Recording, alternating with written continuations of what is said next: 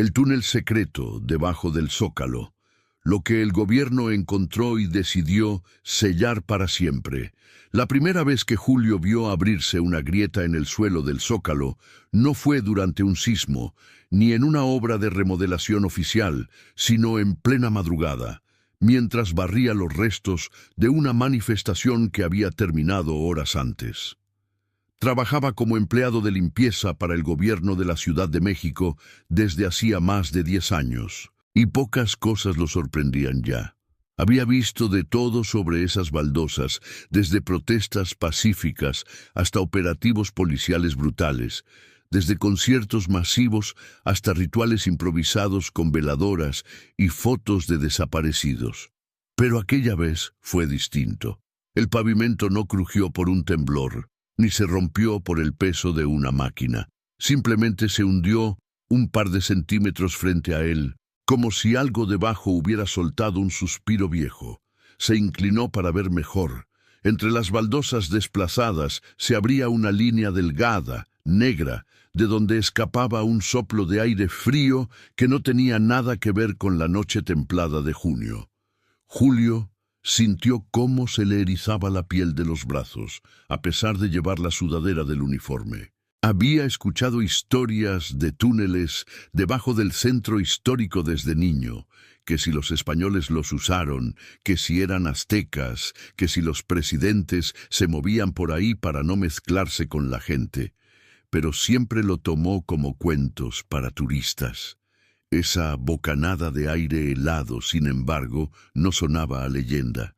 Antes de seguir con esta historia, te invito a hacer algo muy sencillo. Si te gustan los relatos de terror basados en lugares reales de México, suscríbete al canal y cuéntame en los comentarios desde qué ciudad o país nos estás escuchando. Eso nos ayuda muchísimo a seguir investigando casos como este y a que más personas descubran estos secretos bajo nuestras calles. Ahora sí, volvamos con Julio y la grieta en el Zócalo. Miró a su alrededor. Eran casi las 3 de la mañana y el Zócalo estaba en uno de esos momentos raros en que parece pertenecer solo a los vigilantes, a los limpiadores y a los fantasmas. Las patrullas estaban estacionadas lejos, frente a una de las esquinas, y los pocos compañeros que le quedaban por turno estaban más cerca de la catedral, recogiendo bolsas de basura. Nadie había notado ese pequeño hundimiento frente a la bandera. «Seguro es otra obra mal hecha», murmuró para sí, intentando convencer al cuerpo de que no había nada raro. Pero el aire que salía de la grieta no olía a humedad de drenaje ni a tierra común. Tenía un tufo leve a metal viejo, a piedra encerrada durante años, como el olor que queda cuando se abre por primera vez un cuarto clausurado. Julio apoyó el palo de la escoba contra una banca y se agachó, metiendo los dedos entre las baldosas flojas. Con un pequeño esfuerzo, logró levantarlas unos centímetros más. El agujero se abrió lo suficiente para dejar ver un vacío oscuro. Alumbró con la linterna del celular. Lo que vio abajo no era tierra suelta ni tubería. Eran escalones, escaleras de piedra, angostas, que descendían hacia un túnel estrecho. El haz de luz se perdía a los pocos metros, tragado por la oscuridad. «No, esto no puede ser aquí mismo», susurró, mirando de reojo la bandera monumental ondeando sobre su cabeza. Julio no era arqueólogo ni ingeniero, pero conocía el Zócalo mejor que muchos funcionarios. Había visto de cerca las excavaciones de Templo Mayor, los trabajos de restauración, las veces que abrían zanjas para cambiar el cableado. Nunca, en todos esos años, alguien mencionó una escalera justo en medio de la plancha. Además, si hubiera un acceso ahí, tendría planos, vallas, personal. No un simple trabajador de limpieza encontrándolo por accidente.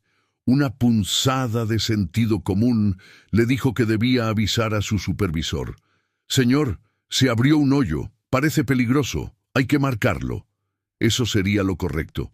Pero otra parte de él, más curiosa, más terca, se negó a soltar el descubrimiento tan fácil. ¿Y si llenaban el hueco con concreto sin revisar? ¿Y si había algo importante abajo? Algo que llevaba décadas oculto. 5 minutos, se dijo. Solo veo qué tan profundo está y ya.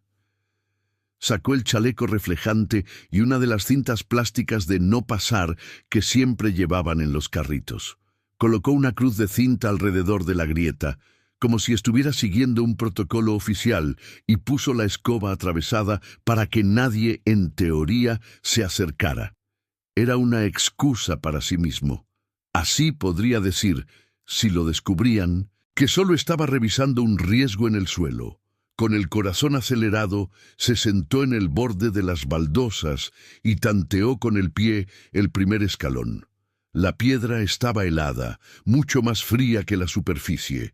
Bajó un peldaño, luego otro, sosteniéndose con una mano en la pared y con la linterna apuntando hacia abajo. A los 3 escalones ya no escuchaba tan claro el ruido de la ciudad. A los 5, el sonido de sus propios pasos retumbaba en un eco sordo. El túnel no era tan alto, apenas lo suficiente para caminar encorvado. Las paredes, de piedra irregular, estaban cubiertas de una ligera capa de humedad y de una suciedad antigua, como si nadie hubiera pasado por ahí en años. No había grafitis ni basura fresca, nada que indicara que algún curioso se colaba por costumbre. Aquello no parecía un túnel de servicio reciente, sino algo mucho más viejo. A los pocos metros, la escalera terminó en un pasillo que se extendía hacia 2 direcciones. Una, en línea recta, parecía ir hacia el lado de Palacio Nacional. La otra, ligeramente en curva, apuntaba hacia la catedral. Julio dudó. La idea de encontrarse con una patrulla, un militar o algún tipo de seguridad secreta allá abajo, lo inquietaba casi tanto como la posibilidad de toparse con algo que no pudiera explicar. «No tengo por qué estar aquí», susurró, aunque sus pies no se movían para subir de vuelta. En ese momento, escuchó claramente un sonido que no venía del zócalo ni de la calle. Un golpe metálico a lo lejos, seguido de un eco prolongado, como si alguien hubiera cerrado una puerta pesada en algún punto del túnel. La vibración recorrió el pasillo y le llegó a los huesos. Julio apagó la linterna por instinto, quedándose a oscuras total. Solo entonces se dio cuenta de que, a pesar de estar varios metros bajo tierra, podía sentir una corriente de aire moverle el cabello, como si algo respirara a lo lejos. Su primer impulso fue dar media vuelta y huir, pero algo en aquel golpe le resultaba familiar. No por el sonido en sí, sino por el ritmo. Era el mismo golpeteo que había escuchado durante semanas por la noche, cuando trabajaba en turno, y desde la plancha vacía, le parecía que bajo sus pies alguien arrastraba cadenas o movía estructuras metálicas. Siempre se lo habían explicado como el eco del metro, de las obras, del drenaje. Ahora, sin embargo, sabía que había algo más. Encendió la linterna de nuevo, con la mano temblorosa.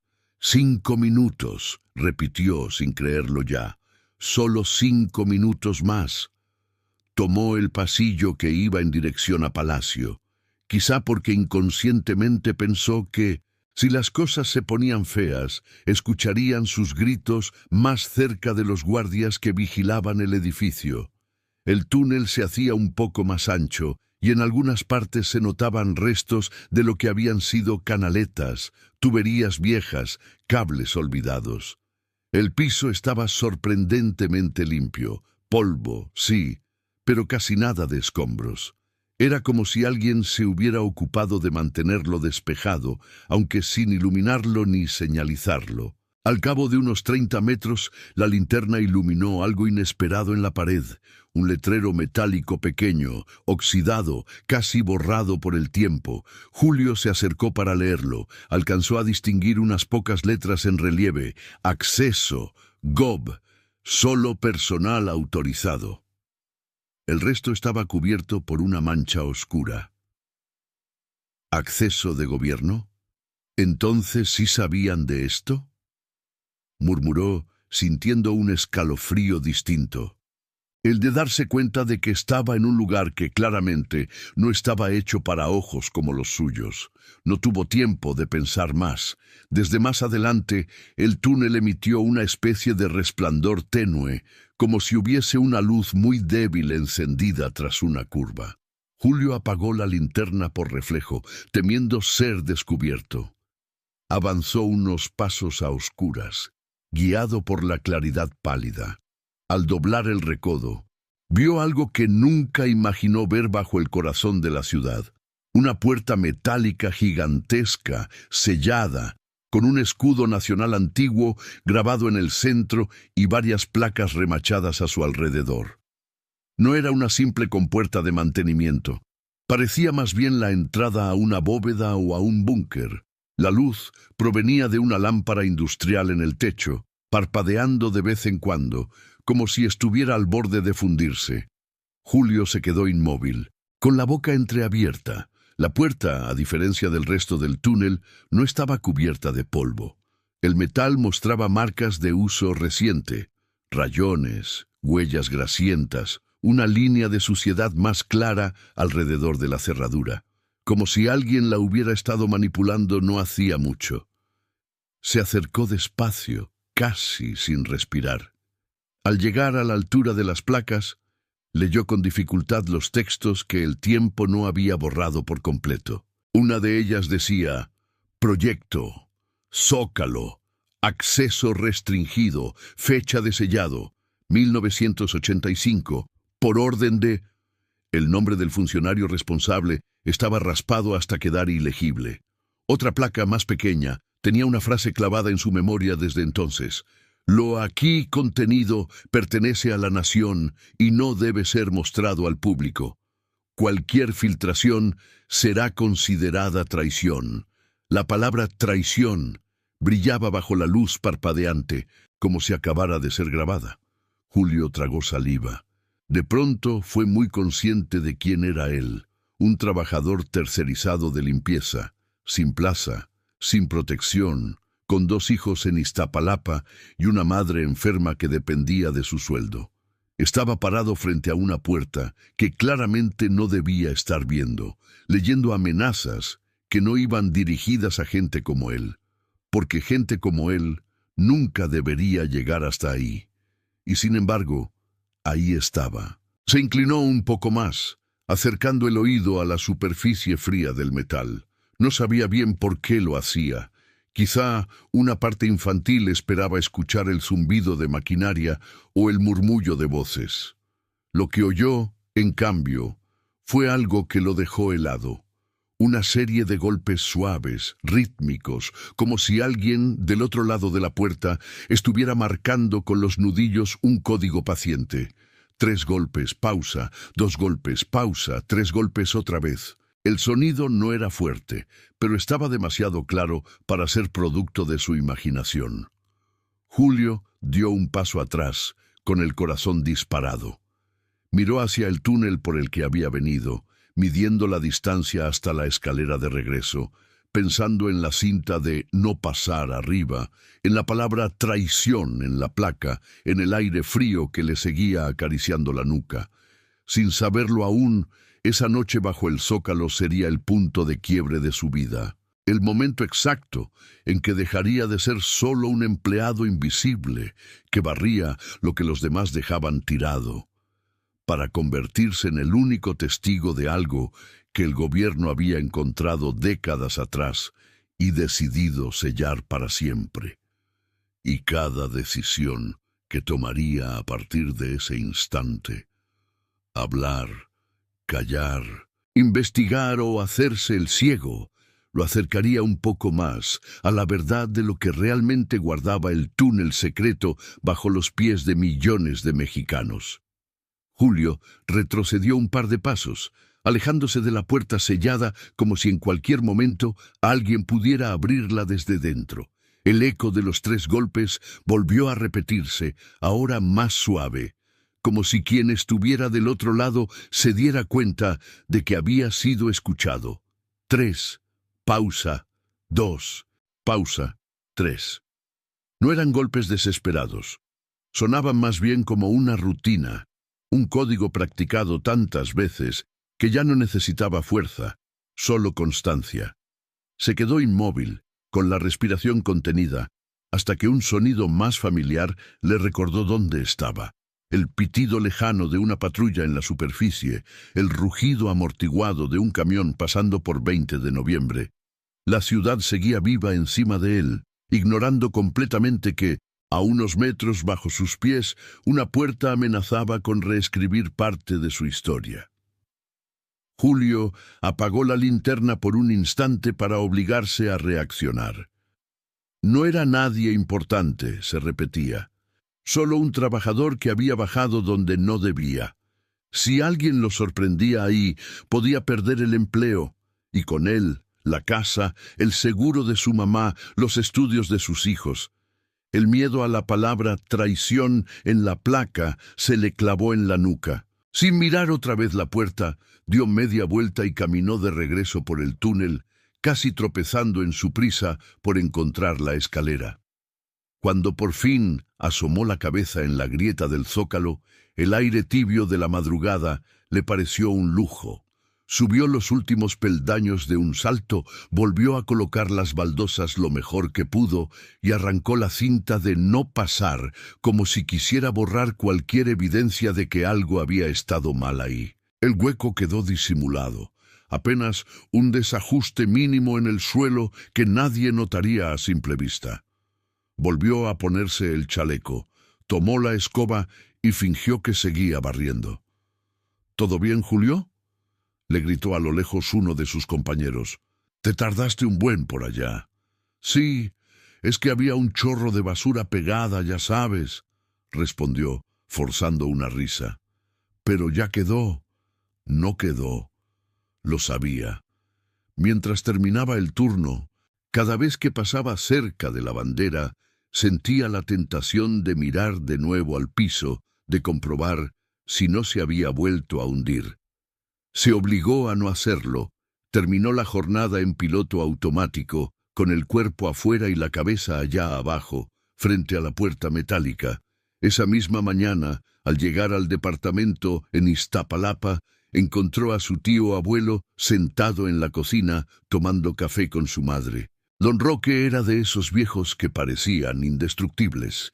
Bigote canoso, gorra de mezclilla, bastón que usaba más para marcar autoridad que por necesidad. Había trabajado décadas en el metro y en obras del gobierno, y llevaba otros tantos años hablando de los de arriba, con una mezcla de rencor y resignación. «Mira nada más, el señor que limpia los pasos de los presidentes», bromeó don Roque en cuanto lo vio entrar. «¿Qué? ¿Ya te dieron tu medalla por servicios a la patria o todavía no?» «Ni uniforme completo quieren dar, tío, menos medallas», respondió Julio, dejándose caer en la silla como si hubiera corrido una maratón. Su mamá los miró a los dos, acostumbrada a ese intercambio, pero aquella vez notó algo distinto en la cara del hijo. No era solo cansancio. Había algo en sus ojos, una mezcla de susto y curiosidad, que ella reconocía de cuando Julio era niño y llegaba con historias de cosas raras que había visto en la calle. «¿Te pasó algo?», preguntó dejando la taza. «Estás pálido». Julio dudó. Contar lo que había visto iba en contra de ese reflejo inculcado en todos los trabajadores del gobierno. No preguntes, no hables, no te metas. Pero al mismo tiempo, la imagen de la puerta con el escudo y la palabra traición no lo dejaba en paz. Tal vez, pensó, si alguien más se reía de su historia, podría convencerse de que lo había exagerado todo. Solo fue una cosa rara en el piso, empezó. Una grieta en el zócalo. Don Roque levantó una ceja. ¿Grieta cómo? ¿De esas que salen cuando se hunde la plancha o de esas que no se deben ver? El tono con el que lo dijo hizo que Julio se detuviera. ¿Cómo que no se deben ver? El viejo se inclinó hacia adelante, apoyando ambos brazos sobre la mesa. Mira, chamaco, Bajo el centro histórico hay más cosas de las que salen en los folletos turísticos. Túneles, drenajes viejos, pasadizos, cuartos sellados. Yo vi varios cuando trabajaba en el metro, pero hay unos que, si los ves, mejor te haces el ciego. Depende cuál sea. A ver, cuéntame bien. Julio respiró hondo y relató lo ocurrido con cuidado. La baldosa hundida, la escalera de piedra, el pasillo que se dividía, el letrero oxidado, la puerta enorme con el escudo, las placas, la fecha del sellado, los golpes del otro lado. Intentó no dramatizar, pero a cada detalle que mencionaba veía cómo los ojos de don Roque se iban cerrando, como si estuviera juntando piezas de un rompecabezas que había intentado olvidar. ¿Estás seguro de la fecha?, preguntó el viejo cuando Julio terminó. 1985. Eso pareció, respondió él. Había óxido, pero se alcanzaba a leer. Don Roque soltó un silbido bajo. El 85, el temblor, murmuró. Pero también otras cosas. La mamá de Julio los miraba con incomodidad.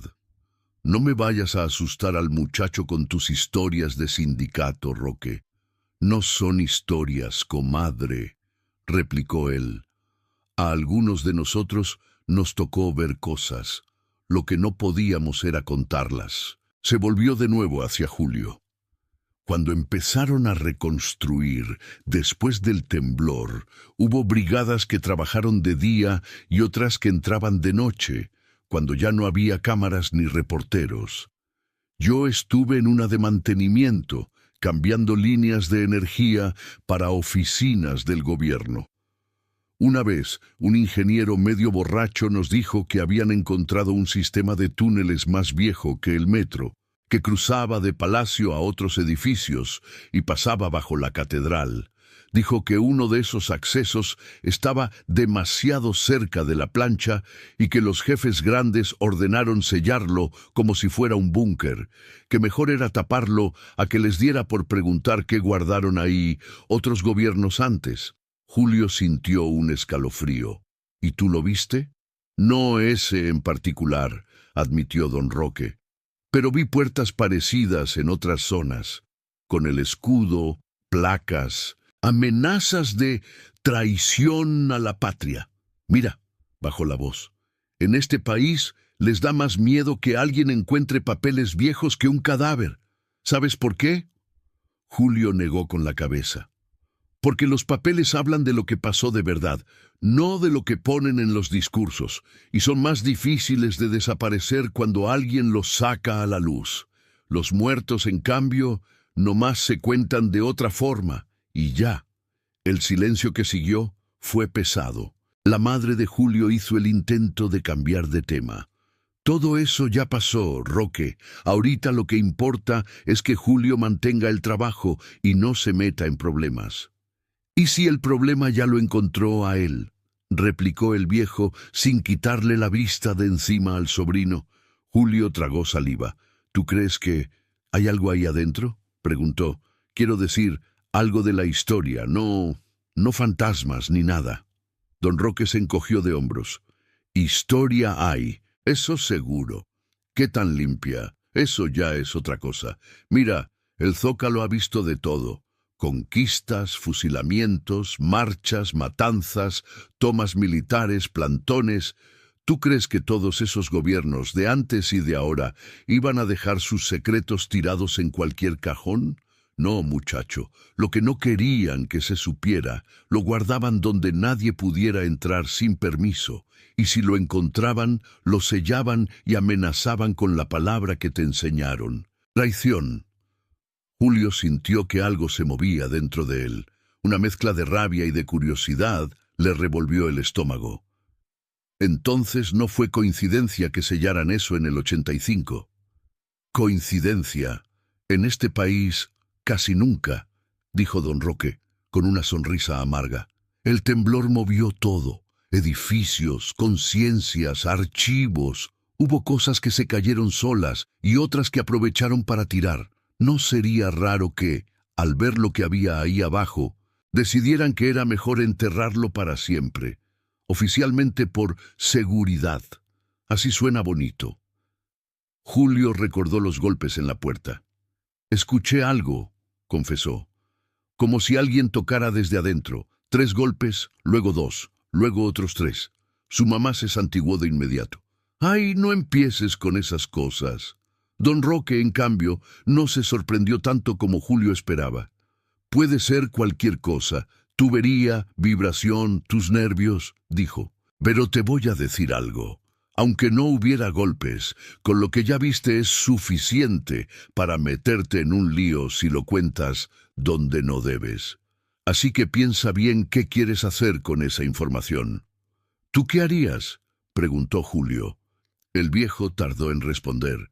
Antes, cuando tenía tu edad, hubiera ido a gritarlo al sindicato, al periódico, donde fuera. A estas alturas, uno ya sabe que el sistema se traga muchas verdades y que los que terminan pagando son siempre los mismos.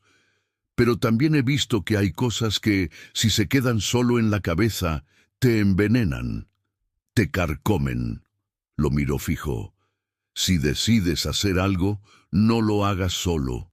Y no te fíes de cualquiera. Julio asintió, aunque no estaba seguro de qué significaba hacer algo en ese contexto.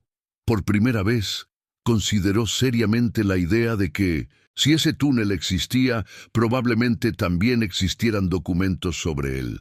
Planos, memorandos, órdenes de sellado, reportes de hallazgos, y si había papeles, en algún lado alguien los habría visto, copiado, filtrado. Esa noche, mientras intentaba dormir, la palabra traición se mezclaba en su mente con otras de las que don Roque había hablado. Secretos, archivos, temblor.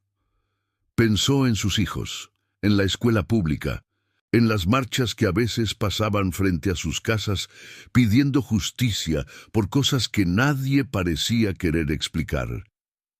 Pensó también en lo que sería seguir su vida como si nada, barriendo cada madrugada un piso bajo el cual se escondía algo que podía cambiar la forma en que muchos veían la historia del país. Al día siguiente, antes del turno, pasó por una papelería del centro y se compró, casi sin pensarlo, una libreta pequeña de tapas negras. En la primera hoja escribió: Zócalo, escalera, túnel, puerta con escudo. Fecha 1985. Lo aquí contenido pertenece a la nación. Golpes. 3, 2, 3. Se quedó mirando esas líneas unos segundos como si al pasarlas al papel las hiciera más reales. Luego añadió una pregunta. ¿Qué guardaron ahí que les dio más miedo que el temblor? Guardó la libreta en el bolsillo interno de la chamarra, al lado del gafete de empleado. Por primera vez en muchos años, el trayecto en metro hasta el trabajo no fue un simple traslado automático. Miraba a la gente con otros ojos, funcionarios con portafolios, policías, turistas con cámaras, vendedores ambulantes. Todos caminaban, hablaban, se quejaban del calor o de la lluvia, y ninguno tenía idea de que, quizá, a pocos metros de donde se tomaban selfies con la bandera, el gobierno había dejado enterrada una parte de su propia historia. Julio no sabía aún cómo, ni con quién, ni hasta dónde se atrevería a llegar. Pero en el momento en que anotó esas palabras en la libreta, algo quedó claro dentro de él. Había dejado de ser solo el hombre que levantaba la basura que otros tiraban. Ahora cargaba con un pedazo de información que podía convertirlo en testigo incómodo de algo que el país nunca estuvo destinado a ver. Y aunque todavía no se atrevía a admitirlo en voz alta, una sola idea empezaba a tomar forma en su mente. Si el túnel secreto debajo del Zócalo existía, entonces la historia oficial que le habían contado toda su vida estaba incompleta. Y la incompletud, en México, rara vez es accidental. Julio tardó varios días en reunir el valor para volver a pensar seriamente en el túnel. Entre turno y turno, la vida seguía su curso. Los niños tenían tarea. Su mamá necesitaba ir a consultas. El dinero apenas alcanzaba. Pero aún así, en los momentos muertos, barriendo una esquina del Zócalo, esperando el metro, viendo las noticias de noche, La imagen de la puerta sellada volvía una y otra vez, como una fotografía que alguien hubiera pegado en el fondo de su mente. Fue en una de esas noches, después de ver un reportaje sobre nuevas excavaciones arqueológicas en el centro histórico, que decidió que ya no podía quedarse solo con la libreta. En la tele, un arqueólogo explicaba con entusiasmo cómo, debajo de la ciudad moderna, seguían apareciendo restos de templos prehispánicos, canales, estructuras coloniales. La ciudad es como un libro con muchas capas, decía el especialista. Lo que vemos arriba es solo la última página. Julio miró el zócalo en pantalla, iluminado, lleno de turistas, y sintió una punzada amarga. Él conocía, aunque fuera un pedacito, una de esas páginas que nadie quería leer. «Tío», dijo esa misma noche, cuando don Roque se preparaba para irse a su departamento, «tú dijiste que si hacía algo no lo hiciera solo. ¿Conoces a alguien de confianza, que sepa de historia, no un funcionario, sino alguien que investigue de verdad?» El viejo lo miró con cuidado, midiendo sus palabras. «¿Estás seguro de que quieres seguir con eso, chamaco?», preguntó. «No es un juego». «No pude dejar de pensar en la puerta», admitió Julio. «Y tú mismo dijiste que los papeles que se esconden pueden cambiar cosas. No quiero hacerme el ciego toda la vida». Don Roque suspiró, resignado. «Tengo un sobrino político, hijo de una prima lejana. Es periodista de los tercos, no trabaja en tele ni en Radio Grande. Escribe para un portal de esos que nadie pela hasta que sacan algo que a los poderosos no les conviene. Se llama Ernesto. No te prometo que pueda hacer maravillas, pero sí que no va a vender tu historia al primer funcionario que lo invite a comer». Julio sintió un escalofrío diferente, el de estar a punto de cruzar una línea. «¿Tú se la has contado?» «Le he contado otras cosas», respondió don Roque. «Nunca tuve pruebas, solo chismes de obra y anécdotas, pero tú tienes algo más. Viste el acceso. Eso ya no es solo rumor». Quedaron en verse con Ernesto el domingo siguiente, en un café modesto de la colonia Doctores. A Julio le sudaban las manos mientras esperaba, jugando con la taza de café, como si la temperatura pudiera ayudarlo a ordenar sus pensamientos. Cuando por fin apareció, reconoció al periodista por el parecido vago con la rama de la familia. Mismo tono moreno, misma mirada cansada, pero alerta. «Entonces tú eres el que barre el zócalo», dijo Ernesto, estrechándole la mano con firmeza. «Mucho gusto. Y tú el que se la pasa escribiendo contra los de arriba», respondió Julio, intentando una sonrisa. Hablaron primero de cosas triviales, como si los dos necesitaran medir cuánta confianza podían darse. Ernesto preguntó sobre el trabajo, los horarios, las marchas. Julio, sobre el portal de noticias, las represalias, las notas que nunca salían. Solo después de un rato, cuando el café ya estaba casi frío, se animó a sacar la libreta de tapas negras. «Lo que te voy a contar no lo he dicho en mi trabajo», advirtió, «ni a mis compañeros, solo a mi tío y, ahora a ti». Relató de nuevo la noche de la grieta, la escalera, el túnel, la puerta, los golpes. Esta vez se obligó a ser lo más preciso posible, como si estuviera dando un testimonio ante un notario. Ernesto escuchó sin interrumpir, tomando notas en su propia libreta con letra rápida.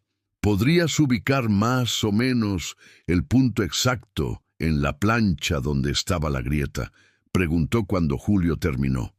«Cerca de la bandera. ¿De qué lado?». Julio hizo un dibujo tosco del zócalo. La bandera en el centro, Palacio Nacional, Catedral, las calles que lo rodeaban. Marcó con una X el lugar aproximado. «Más o menos aquí», dijo, «a unos metros de donde ponen a veces el escenario en los conciertos». Ernesto se quedó mirando el esquema. «Mira, no voy a mentirte», dijo al fin. «En estos años he escuchado decenas de historias de túneles bajo el centro. Unas son leyenda, otras tienen algo de cierto. Los arqueólogos han encontrado estructuras prehispánicas, canales, hasta túneles coloniales. Pero lo que tú describes, esa puerta con placas oficiales, sellada en 1985, eso no sale en ningún boletín. ¿Tú sabías de algo así?, preguntó Julio. He oído chismes vagos, admitió el periodista, de un acceso que se selló por seguridad nacional en tiempos de un presidente que ya ni se menciona. Pero nadie me había descrito la ubicación con tanta claridad, ni lo de las placas, mucho menos lo de los golpes. Julio apretó la taza entre las manos. No sé si fueron golpes de alguien o algo, se apresuró a decir. Pueden haber sido tuberías, eco, no sé, pero sonaban organizados. Ernesto lo miró fijamente, valorando algo en su rostro. Te voy a hacer una pregunta difícil, dijo. Si yo hiciera una investigación sobre esto con tu testimonio, ¿estarías dispuesto a salir como fuente? No necesariamente con nombre completo, pero al menos como alguien que trabaja en el Zócalo. ¿O quieres que todo sea un empleado anónimo? Julio pensó en sus hijos, en su mamá, en su sueldo. Quiero que se sepa la verdad, respondió al fin. Pero tampoco quiero que me desaparezcan por andar de valiente. Ernesto asintió comprensivo. Lo entiendo. Mira, podemos empezar sin nombrarte. Hay otras formas. Buscar planos antiguos, pedir información por transparencia, hablar con viejos trabajadores, con arqueólogos. Si logramos confirmar que existe ese túnel y esa puerta, tu testimonio será la pieza que falta. Pero antes de pensar en publicar algo, tenemos que saber qué diablos hay ahí abajo. Julio tragó saliva. ¿Vas a pedir permiso para que nos dejen entrar? El periodista soltó una risa breve, sin humor.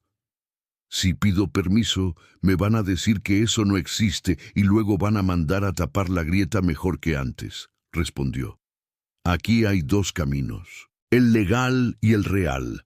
El legal dice que los ciudadanos tenemos derecho a saber qué hay debajo del Zócalo, más en una ciudad sísmica, con tanta historia. El real dice que si esos accesos se sellaron como tú me cuentas, fue para que nadie los volviera a ver.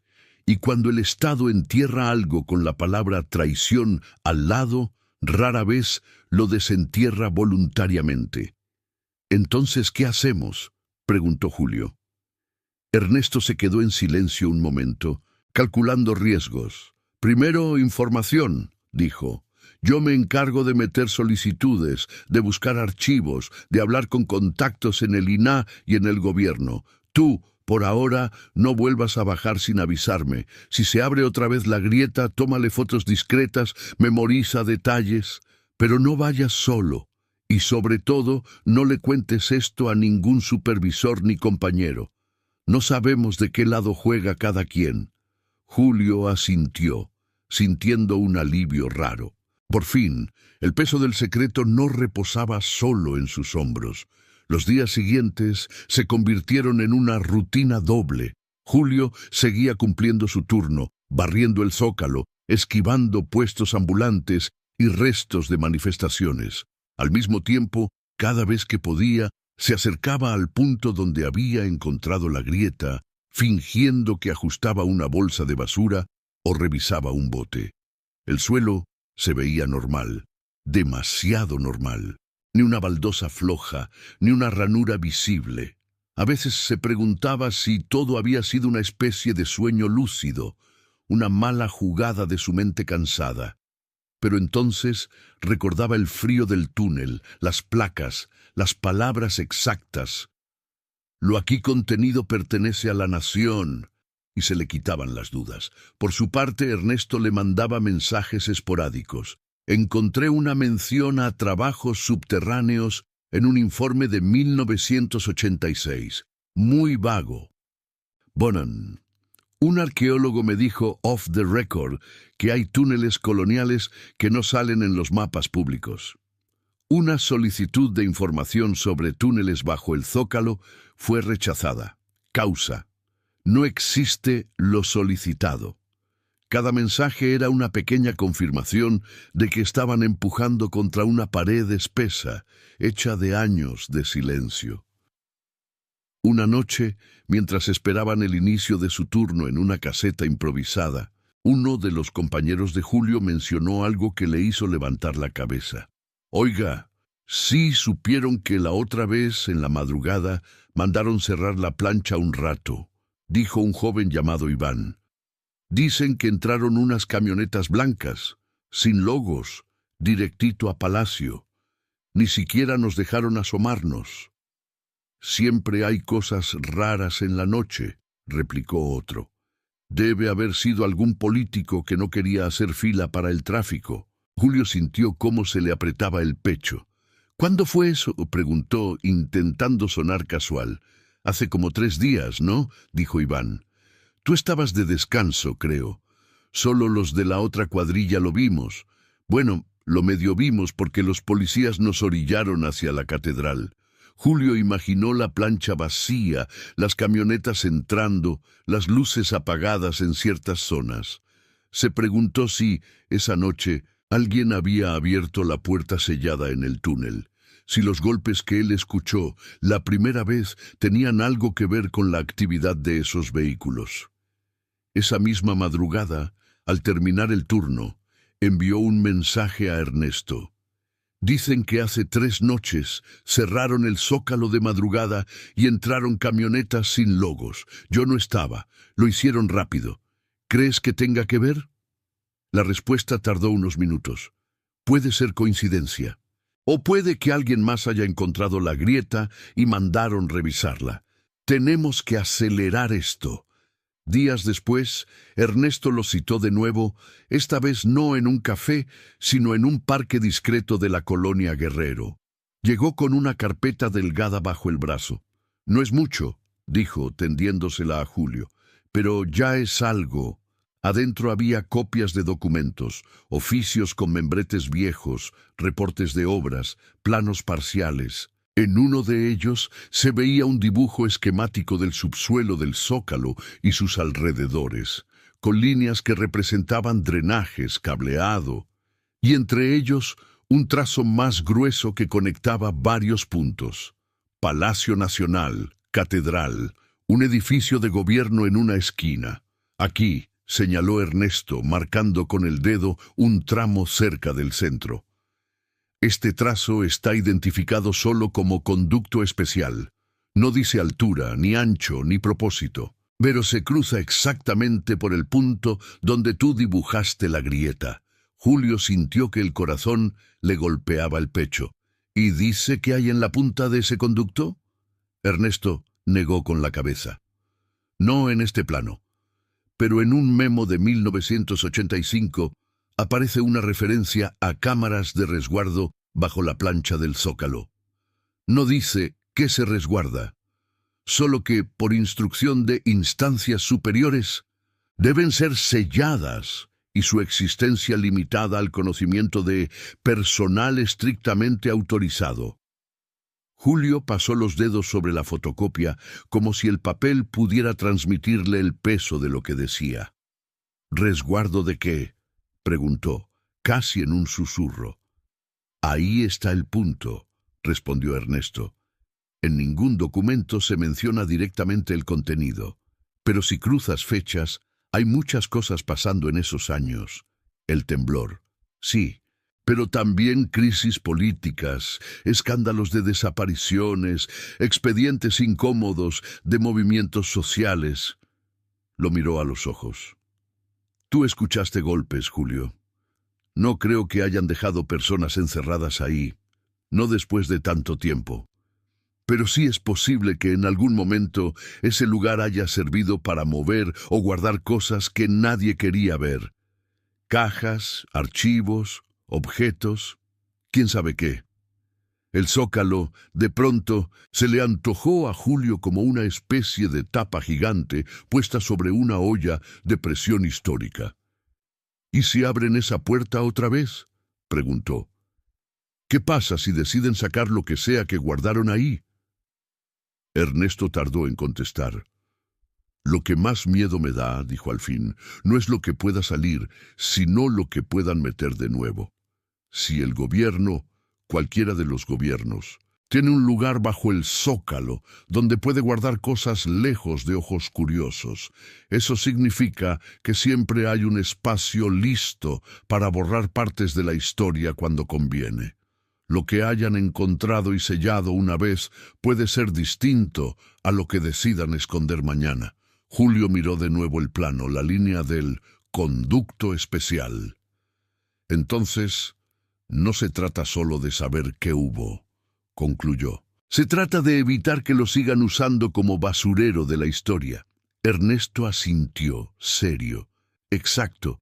Y por eso, tarde o temprano, alguien va a tener que contar que el túnel existe, que la puerta está ahí, que bajo el lugar donde todos celebran, marchan o protestan, hay un espacio que nunca figura en las fotos oficiales.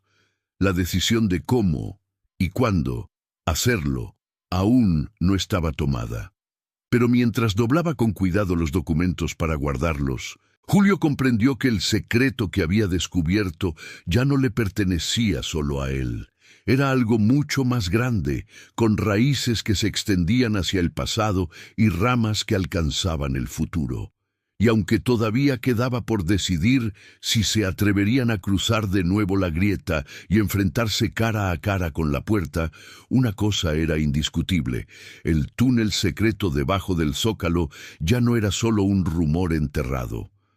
Al menos para ellos, se había convertido en una certeza incómoda, una herida abierta en medio de la ciudad que tarde o temprano alguien intentaría cerrar o exponer ante todos. Ernesto era de los que no se quedaban quietos cuando algo le hacía ruido en la cabeza. En los días posteriores a aquella reunión en la colonia Guerrero, se lanzó de lleno a escarbar en hemerotecas digitales, archivos viejos y testimonios olvidados. Julio lo sabía por los mensajes que llegaban a su celular a horas raras. Hay referencias a bodegas subterráneas en los 70, pero las describen como ya clausuradas. Un exdiputado habló una vez de salidas de emergencia bajo el centro, pero luego se desdijo. Encontré un recorte de periódico de 1986 donde un arqueólogo menciona estructuras no abiertas al público bajo la plancha y después nunca vuelve a hablar del tema. Cada frase era como añadir una nueva capa de concreto arriba del túnel. Confirmaba que sí, había algo ahí, pero también cuán pesado era todo lo que lo cubría. Julio leía esos mensajes en silencio, entre un viaje de metro y otro, entre una barrida y otra, sintiendo que el piso bajo sus pies ya no era el mismo. La noche en que todo empezó a acelerarse, sin embargo, no vino marcada por un documento ni por una filtración, sino por algo mucho más simple. La grieta regresó. Fue un martes, poco después de las 2 de la mañana. Había llovido temprano, pero a esas horas solo quedaban charcos dispersos sobre la plancha. Julio trabajaba cerca del asta bandera, recogiendo vasos aplastados y panfletos mojados de una concentración que se había disuelto horas antes. Caminaba casi en automático cuando el pie derecho se le hundió apenas un poco más de lo normal, lo suficiente para hacerle perder el equilibrio. Miró hacia abajo. Una de las baldosas estaba milimétricamente más baja que las demás, formando una línea tenue. Si no hubiera pasado exactamente por ahí, no lo habría notado. Se agachó, fingiendo que recogía algo, y pasó los dedos por la juntura. Un soplo de aire frío le rozó los nudillos. El corazón le dio un vuelco. Se levantó rápido. Miró alrededor para asegurarse de que ningún supervisor lo observaba, y con el celular resguardado dentro de la manga, tomó una foto rápida del suelo. No se veía nada espectacular, solo la plancha, ligeramente agrietada, pero él sabía lo que había debajo. A los pocos minutos mandó la foto a Ernesto con un mensaje corto. Está volviendo a abrirse. La respuesta no tardó. No bajes solo, Nos vemos mañana después de tu turno, donde siempre. Julio pasó el resto de la madrugada con una mezcla de ansiedad y adrenalina. Cada vez que se acercaba al punto de la grieta, fingía que lo evitaba por casualidad, como si no quisiera resbalar. La tentación de levantar las baldosas ahí mismo era casi física, pero se repitió a sí mismo la frase de Ernesto: no bajes solo. Cuando al fin terminó el turno y logró escabullirse, el primer rayo de sol apenas empezaba a pintar de naranja las cúpulas. Caminó hasta la parada de siempre con el uniforme todavía húmedo. Ernesto ya lo esperaba, con la misma mochila gris de siempre y el semblante más tenso. —¿Cuánto se abrió? —preguntó, sin rodeos. —Lo suficiente para sentir otra vez el aire frío —respondió Julio. Si levanto un poco las baldosas, la escalera debe seguir ahí. Ernesto apretó los labios. No voy a hacerme el héroe, dijo. Bajar a un túnel no autorizado bajo el Zócalo es, literalmente, buscarse problemas con el gobierno y con la geología. Pero si no lo hacemos, lo van a sellar mejor. No quiero que terminemos escribiendo un reportaje sobre algo que ya no podemos comprobar. Julio lo miró con una mezcla de miedo y respeto. ¿Quieres bajar conmigo? Quiero que bajemos los dos, corrigió el periodista. Pero con cabeza. Nada de explorador urbano. Toma esto. Sacó de la mochila una pequeña linterna de cabeza, de esas que usan los campistas, y un par de cubrebocas N95. Por el polvo y quién sabe qué más, explicó. También traigo un medidor chafa de oxígeno. Si marca algo raro, nos regresamos. Y una cámara. No pienso fiar todo a mi memoria. Julio sostuvo el equipo entre las manos, sintiendo que el peso de la decisión se hacía real en esos objetos sencillos. ¿Y si nos ven?, preguntó. Ernesto se encogió de hombros. Oficialmente, tú estarás revisando una anomalía en el piso por seguridad. Yo soy un visitante curioso que se acercó más de la cuenta. No es la primera vez que me sacan de un lugar. Hizo una pausa. Lo que sí tenemos que aceptar es que, si algo sale mal, nadie allá arriba va a admitir que el túnel existe. Quedaron en encontrarse de nuevo esa misma noche, poco antes del cambio de turno. Julio habló con un compañero para cambiar la zona que le tocaba barrer, alegando que la otra esquina le caía mejor por la espalda. Los cambios de territorio eran comunes, nadie preguntó demasiado.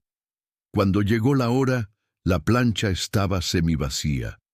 Un par de patrullas rondaban los alrededores, pero la zona cercana al asta bandera estaba momentáneamente desatendida. Ernesto apareció vestido como cualquier habitante del centro a esas horas. Chamarra sencilla, gorra, mochila al hombro. ¿Listo?, preguntó, más con los ojos que con la voz. Julio asintió. Colocó la cinta de no pasar alrededor del área, igual que la primera vez, y fingió que revisaba el piso mientras, con cuidado, metía la uña entre dos baldosas. Esta vez, la piedra cedió con menos resistencia, como si la grieta hubiera preparado el terreno. Entre los dos, levantaron una pieza lo suficiente para dejar al descubierto el hueco. El aire que salió de ahí fue como un golpe de agua helada en la cara. Ernesto se colocó el cubrebocas y la linterna de cabeza. «Voy yo primero», dijo. «Tú conoces el camino, pero yo traigo la cámara. Cualquier cosa rara, subimos de inmediato. No somos arqueólogos ni rescatistas». Julio dudó un segundo, pero luego asintió. «Ten cuidado con los escalones», advirtió. «Están resbalosos». Ernesto bajó los primeros peldaños con movimientos medidos, grabando desde el principio. Julio lo siguió, sintiendo que el corazón le retumbaba en las sienes. A medida que descendían, la luz de la superficie se reducía hasta convertirse en un recuerdo. El túnel los recibió con el mismo olor a humedad, metal y piedra vieja que Julio no había podido olvidar. «Esto no es drenaje normal», murmuró el periodista apuntando la cámara a las paredes. Se ve más antiguo y más trabajado. Llegaron al pasillo y lo recorrieron hasta la curva donde la vez anterior Julio había visto el resplandor tenue. La lámpara industrial seguía ahí, parpadeando como una luciérnaga enferma. Frente a ellos, imponente, se alzaba la puerta metálica con el escudo y las placas. Ernesto se quedó quieto unos segundos, enfocando la cámara en cada detalle. El águila, las letras, los remaches, las marcas de óxido. Luego, se acercó a la placa principal y leyó en voz alta para que quedara registrado en el audio. Proyecto Zócalo, acceso restringido, fecha de sellado, 1985. Por orden de... Se detuvo, frunciendo el ceño. El nombre está raspado, como dijiste. Pasó a la placa más pequeña, donde la frase amenazante seguía tan clara como la primera vez. Lo aquí contenido pertenece a la nación y no debe ser mostrado al público. Cualquier filtración será considerada traición. Repitió. Esto es una locura. Julio se acercó un poco más, sintiendo el metal frío a través de la tela del cubrebocas. La otra vez escuché golpes, recordó.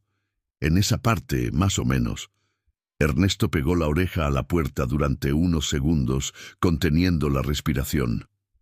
Solo se escuchaba el zumbido lejano de la lámpara y el goteo de alguna filtración más adentro del túnel. Nada, dijo al fin.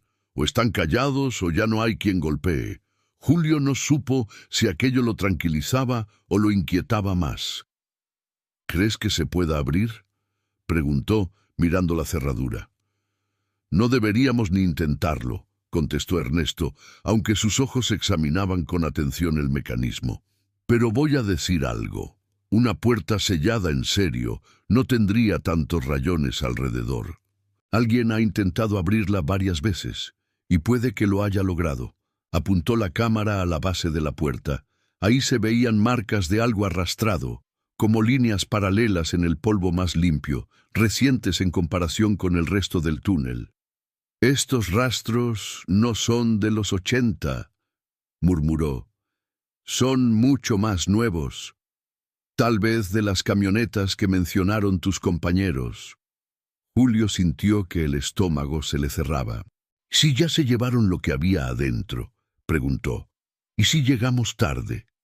Ernesto lo pensó. Puede ser, admitió.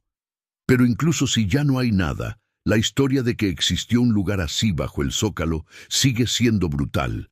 Y si lo siguen usando, peor. Se agachó para examinar uno de los remaches laterales. Julio, mientras tanto, se acercó de nuevo a la placa raspada, intentando descifrar el nombre borrado. Levantó la linterna de su propio celular y la acercó tanto como pudo. El reflejo del metal le mostró algo que antes no había notado. Sobre el raspado, muy tenue, se veían 3 letras apenas marcadas, como si alguien las hubiera trazado con una punta fina. D, G, S. Ernesto, llamó. Mira esto. El periodista enfocó la cámara en las iniciales. D, G, S. Leyó. Podría ser cualquier cosa. Dirección General de Seguridad, de Servicios... Se detuvo, como si la memoria le hubiera tirado de la manga. O Dirección General de Seguridad. Así se llamaba una dependencia en los 70 y 80, antes de que cambiaran los nombres de las policías políticas. Julio lo miró sin comprender del todo. Policías políticas. Los que se encargaban de los problemas internos del país, explicó Ernesto. Espionaje, seguimiento de opositores, manejo de información sensible. Si esa dirección tuvo algo que ver con este proyecto, ya no estamos hablando solo de arqueología o de protección civil. Estamos hablando de control político. El túnel pareció hacerse más frío. Por instinto, Julio volvió a pegar el oído a la puerta. Esta vez no escuchó golpes, pero sí algo diferente. un murmullo apenas perceptible, como si del otro lado hubiera un espacio muy amplio donde el eco jugaba con cada goteo de agua. Imaginó una cámara enorme, llena de estanterías, cajas, tal vez restos de estructuras más viejas sobre las que el gobierno había construido su escondite. ¿Qué crees que guardaron aquí?, preguntó. Papeles, cosas, personas. Ernesto tardó en responder. Si la DGS estuvo involucrada, pudieron haber usado este lugar para muchas cosas, dijo. Resguardar archivos de seguimiento de disidentes, guardar objetos comprometidos, quizá incluso mover detenidos de un lugar a otro sin que nadie los viera. Y si después del temblor decidieron sellarlo, puede que haya sido porque el movimiento de la tierra reveló más de lo que querían admitir. Un silencio espeso se instaló entre los dos. Julio sintió un impulso irracional de golpear la puerta, como si al hacerlo obligara al pasado a responder. Levantó la mano y la bajó antes de tocar el metal. «Si le pegamos, ¿qué pasa?», preguntó, casi avergonzado de su propio impulso. Ernesto lo miró serio. «Tal vez nada», respondió. «O tal vez alguien, no sabemos quién ni de qué lado, se dé cuenta de que hay movimiento aquí abajo. Si nos escuchan, recordarás muy rápido lo que decía la placa de la traición». Julio respiró hondo, obligándose a controlar la mezcla de rabia y miedo que lo empujaba a hacer algo impulsivo. «¿Entonces solo grabamos y nos vamos?», preguntó. «Hoy sí», dijo Ernesto. «Con esto tenemos pruebas de que la puerta existe, de que hay placas, de que hay un proyecto asociado a una fecha y muy probablemente a una dependencia de seguridad. Lo que sigue ya no es cuestión de curiosidad, es cuestión de estrategia». Le pidió que enfocara la cámara un momento mientras él mismo aparecía en cuadro, sin decir su nombre. «Estamos en un túnel subterráneo bajo el Zócalo de la Ciudad de México», dijo, con voz controlada. «Lo que ven detrás de mí es una puerta metálica sellada en 1985, con placas oficiales que advierten que lo aquí contenido pertenece a la nación, y que cualquier filtración será considerada traición. Este acceso no aparece en los planos públicos ni en la narrativa oficial sobre las estructuras bajo el centro histórico. Su mera existencia plantea preguntas sobre lo que el Estado decidió resguardar aquí y por qué el público nunca fue informado». Terminó de hablar, bajó la cámara y apagó la linterna unos segundos, dejando que sus ojos se acostumbraran a la penumbra, como si quisiera grabar mentalmente el lugar más allá de cualquier archivo digital. «Vámonos», dijo al fin. «No quiero tentar más a la suerte». El regreso por el túnel fue más pesado que la ida. Cada paso sonaba como un recordatorio. Estaban violando un territorio que no estaba pensado para ellos. Cuando por fin subieron de nuevo a la plancha y recolocaron las baldosas, Julio sintió una oleada de alivio mezclada con vértigo. El zócalo, bañado ahora por la luz amarillenta de los postes, parecía exactamente igual de siempre. Nadie imaginaría que, apenas unos metros abajo, una puerta enorme guardaba los secretos de varias décadas. «A partir de ahora tenemos 2 batallas», dijo Ernesto mientras caminaban hacia la esquina donde podían separarse sin llamar la atención. «Una es periodística. Conseguir que esto se publique de forma responsable, con el mayor respaldo posible, para que no lo tiren de teoría de conspiración. La otra es personal, decidir hasta dónde estamos dispuestos a aguantar las consecuencias. ¿Tú crees que de verdad se atreverían a...?» Julio no terminó la frase. «No sé», admitió Ernesto, «pero sé que a los poderosos no les gusta que les levanten las alfombras, y menos si están debajo de la plaza más importante del país. Lo que sí tengo claro es algo. Después de lo que vimos, quedarnos callados también sería una forma de traición». no a la patria, como dicen sus placas. Traición a la gente que camina arriba sin saber que una parte de su historia está encerrada ahí abajo. Julio se quedó pensativo. Traición al Zócalo mismo, dijo, a todo lo que ha visto. Ernesto sonrió con tristeza. Exacto. Se despidieron con un apretón de manos que llevaba más cosas que un simple «nos vemos luego». Julio volvió a casa, sintiendo que el cuerpo se le había quedado en los escalones del túnel. Apenas durmió. En la mente se le repetía una imagen. La puerta, fría e inmóvil, y detrás de ella no fantasmas ni monstruos, sino cajas de archivo, carpetas, fotografías, objetos, voces atrapadas en papel que nadie quería leer. Semanas más tarde, cuando el reportaje por fin vio la luz, publicado primero en un portal pequeño, luego replicado por medios más grandes, acompañado de capturas del video donde no se veía el rostro de Julio, pero sí la puerta, las placas, el túnel, la reacción fue una mezcla de incredulidad y miedo. Funcionarios salieron a negar la existencia de instalaciones subterráneas distintas a las ya conocidas. Voceros hablaron de imágenes sacadas de contexto y de posibles montajes. Arqueólogos off the record reconocieron que había zonas no documentadas plenamente por razones ajenas a la disciplina. En redes sociales, el tema se llenó de comentarios divididos. Unos llamaban a investigar a fondo, otros acusaban al portal de inventar historias para ganar vistas. Lo que nadie pudo borrar fue el impacto de una idea sencilla. El recordatorio de que, bajo la plaza donde México celebra su independencia, protesta contra sus gobiernos y despide a sus muertos ilustres, había y hay espacios que jamás fueron mencionados en los discursos oficiales. Julio siguió barriendo el Zócalo. Muchos lo hicieron en el anonimato. Unos pocos, los que lo conocían mejor, sospechaban que él era la fuente de aquella historia, pero nadie lo dijo en voz alta. Cada vez que pasaba por encima del punto donde se abría la grieta, sentía un ligero temblor en las piernas. No era miedo exactamente. Era conciencia. Sabía que la puerta seguía ahí, que tal vez alguien se había apresurado a reforzarla después de ver el reportaje, que podían ponerle más remaches, más placas, más cámaras. Pero también sabía que, a partir de ese momento, ya no estaba completamente oculto.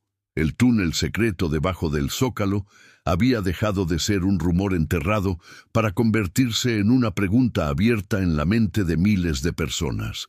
Y aunque el gobierno hubiera decidido sellar para siempre lo que encontró allí, no podía ya volver a sellar del todo la duda. Y la duda, en un país construido sobre capas de historia y silencio, a veces es la primera grieta por donde empieza a colarse la verdad. Las semanas posteriores a la publicación se volvieron para Julio una especie de vida en doble exposición. Por un lado, todo seguía igual. El despertador a la misma hora, el mismo vagón del metro atestado, el uniforme que olía a cloro y a calle.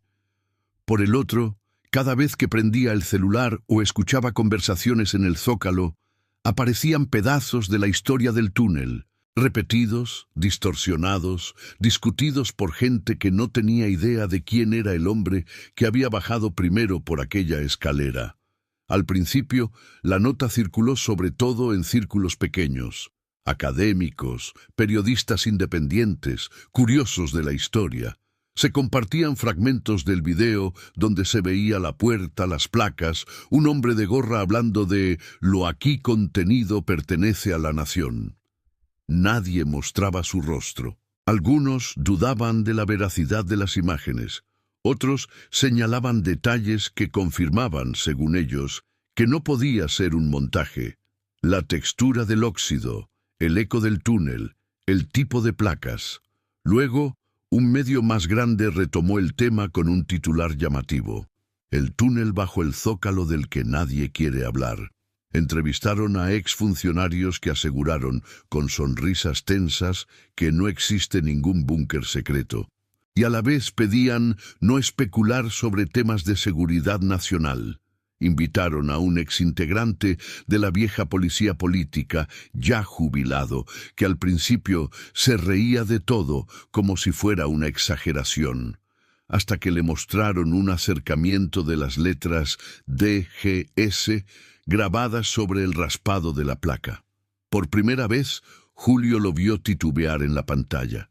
«Bueno», dijo el hombre arreglándose el saco, «de que hubo proyectos especiales en esa época los hubo. Algunas cosas se hicieron y se deshicieron sin que quedara registro público. Si me preguntan si podría existir, digamos que no me sorprendería, pero si me preguntan si puedo confirmarlo, tendría que decir que no, una negativa que sonaba sospechosamente a admisión. Para Julio, cada aparición del tema en medios era una mezcla de orgullo y miedo. Orgullo porque la verdad, o al menos una parte de ella, había empezado a abrirse camino. Miedo porque, si el secreto incomodaba de verdad a quienes mandaban, más tarde o más temprano, alguien podría querer saber quién había sido el primer loco que se atrevió a levantar la baldosa. Una tarde, al terminar su turno, vio algo que lo inquietó. Cerca del punto donde estaba la grieta, habían instalado una pequeña estructura metálica, a modo de caseta, con cables subterráneos recién puestos. Oficiales del gobierno de la ciudad, con chalecos de colores diferentes, iban y venían con tablets y planos. Uno de sus supervisores le dijo que era una adecuación del alumbrado. «¿Pero por qué justo aquí?», se atrevió a preguntar. El supervisor lo miró con una sonrisa neutra. «Porque aquí lo pidieron», respondió. «Y tú preocúpate porque no se vea sucio. No es nuestro asunto». Esa noche, Julio se lo contó a Ernesto. «Era cuestión de tiempo», dijo el periodista. «Van a hacer lo posible por volver la zona tan normal y visible que si alguien intenta levantar una baldosa, lo vean desde 5 cámaras diferentes. Que lo hagan. Lo que no pueden borrar es que ya mostramos que la puerta existe». Ernesto no volvió a bajar al túnel. Tampoco se arriesgó a publicar las coordenadas exactas del acceso. El reportaje se centró en lo que habían visto, en la historia de los túneles, en las implicaciones políticas, pero sin convertir el lugar en una atracción urbana para exploradores imprudentes. No quería que un grupo de adolescentes con ganas de retos nocturnos terminaran desapareciendo en nombre de un video viral. A cambio, siguió empujando por otro lado. Solicitó formalmente al Congreso local que pidiera una investigación sobre estructuras subterráneas no documentadas bajo el Zócalo. La respuesta fue burocrática, evasiva, pero obligó a que el tema se mencionara en una sesión, decir en voz alta que no hay instalaciones ajenas al conocimiento público. Una frase que, para muchos que habían visto las imágenes, sonaba vacía. En una de esas sesiones, un diputado de oposición sacó una copia de la foto de la puerta y la levantó ante las cámaras. «Si esto no existe», dijo, golpeando el papel sobre el atril, «entonces explíquenos qué es, quién la puso, quién la selló y por qué la fecha coincide con 1985. Y sobre todo, explíquenos qué entiende este gobierno por traición». El video de ese discurso se hizo viral, no porque todo el país estuviera de pronto interesado en estructuras subterráneas, sino porque disparaba algo más profundo, la sensación de que, una vez más, había capas de realidad que nunca se decían completas. Para Julio, el momento más extraño no ocurrió en el Zócalo ni frente a la tele, sino en su propia casa. Una noche, mientras ayudaba a su hija menor con una tarea de historia sobre el centro histórico, ella le mostró una lámina donde se veía el Zócalo, la Catedral, Palacio Nacional, Templo Mayor. «Mira, pa», dijo, señalando la ilustración. «Aquí dice que debajo hay ruinas aztecas, túneles del metro y cosas así». La maestra dijo que hay muchas historias de más cosas, pero que no salen en los libros. Julio la miró con una mezcla de ternura y melancolía. ¿Y tú qué piensas?, preguntó. La niña se encogió de hombros. Que si hay más cosas, las deberían decir, respondió. Porque si no, ¿cómo vamos a saber qué pasó de verdad? Esa frase, sencilla, le atravesó el pecho más que cualquier editorial. A veces a los que mandan no les conviene que todos sepan todo, intentó explicar.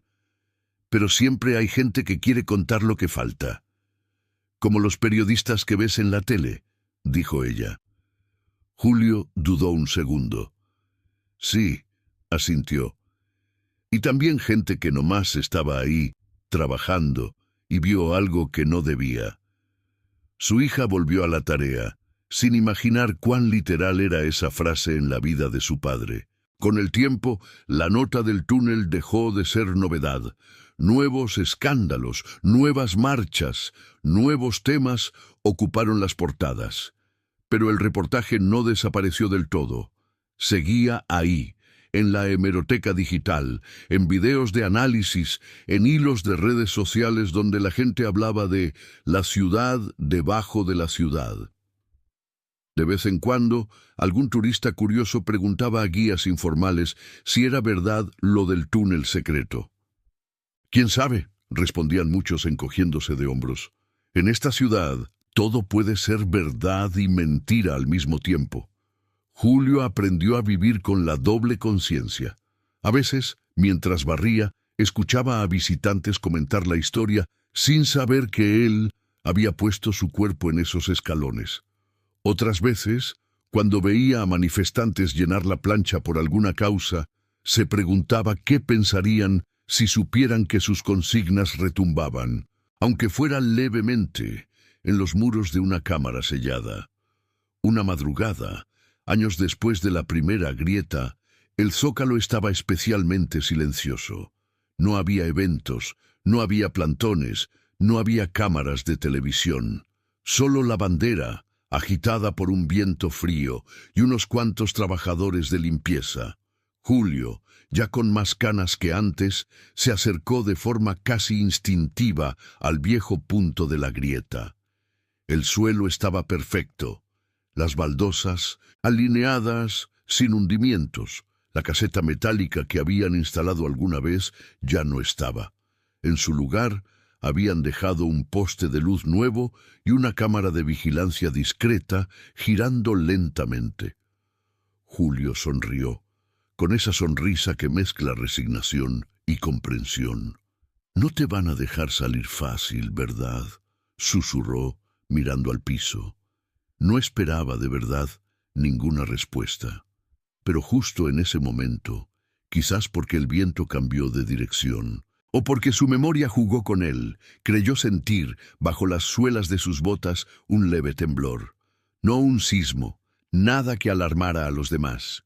Solo una vibración suave, rítmica, como el eco de 3 golpes. Pausa, 2 golpes, pausa, 3. No supo si era real o un recuerdo insistente. No importaba. Lo que sí sabía era que debajo de sus pies había un túnel, una puerta y la evidencia de que el país que él conocía desde la superficie tenía capas que mucha gente prefería no mirar. Se ajustó el chaleco, tomó la escoba y siguió trabajando. A su manera, entendía que su papel no era derribar puertas ni cambiar gobiernos. Era, más bien, negarse a olvidar, negarse a aceptar, como tantos, que el silencio es la forma más cómoda de sobrevivir. Esa noche, al regresar a casa, Julio abrió la vieja libreta de tapas negras. Las páginas estaban llenas de notas, recortes pegados, fechas, nombres, pequeñas reflexiones escritas a deshoras. Al final, en la última página, escribió una sola frase. Lo sellaron para siempre, pero ya no está del todo oculto. Cerró la libreta y la guardó en una caja junto con otros papeles importantes. No sabía quién la leería después de él. Quizá sus hijos, quizá nadie. Pero el simple hecho de que existiera, de que en algún lugar quedara constancia de lo que vio, le daba una paz extraña, porque entendió, al fin, que el verdadero túnel no era solo el pasadizo bajo la plancha, ni la puerta con placas. El verdadero túnel era la conexión invisible entre lo que se hace en secreto y lo que se cuenta al pueblo. Y cada vez que alguien se atreve a mirar por esa grieta y a hablar de lo que ve, aunque sea un poco, aunque sea en un portal pequeño, se abre un boquete en esa oscuridad. El gobierno había encontrado algo bajo el zócalo y decidido sellarlo para siempre. Pero no había contado con la posibilidad de que un hombre invisible, un trabajador de limpieza cansado y con deudas, se tropezara con la grieta y decidiera, en lugar de taparla sin más, asomarse. Y a veces, en la historia de un país, eso es suficiente para que, por muy sellada que esté una puerta, la memoria encuentre la forma de colarse por las fisuras.